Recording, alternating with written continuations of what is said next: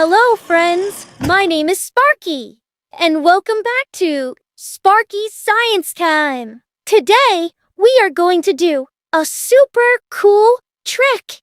It looks like real, but guess what? It's not magic at all. It's science, and science is even better than magic, because you can do it too. Today's experiment is, can you guess?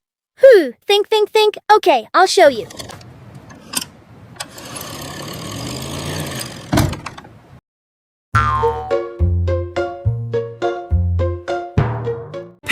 Today, we're building a volcano. A volcano. Got it! We need baking soda, vinegar, a little soap, and red food coloring for lava color.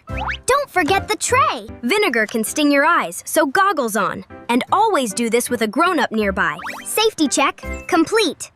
2 big spoonfuls of baking soda right into the crater. Powder deployed.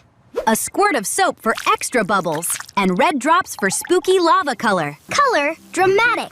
Approved. Now for the magic ingredient. Vinegar. Ready, Pip? Pour it in. Go, go, go! Eruption! Eruption! Whoa! Look at it go! It's like real lava. Foam levels. Maximum cool. Pip, how did 2 liquids make all this foam?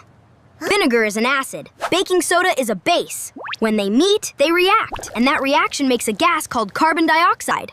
All those gas bubbles need somewhere to go, so they push up and out. And the soap traps the bubbles, so it foams instead of just fizzing. Real volcanoes push out gas and melted rock the same way. Gas needs an exit. I hope you had as much fun as I did, Finn. Don't forget, you can try this at home with a grown-up's help, okay? And remember, science is everywhere. You just have to look for it. This was Sparky saying bye-bye, and I'll see you in the next experiment. Stay curious, my friends.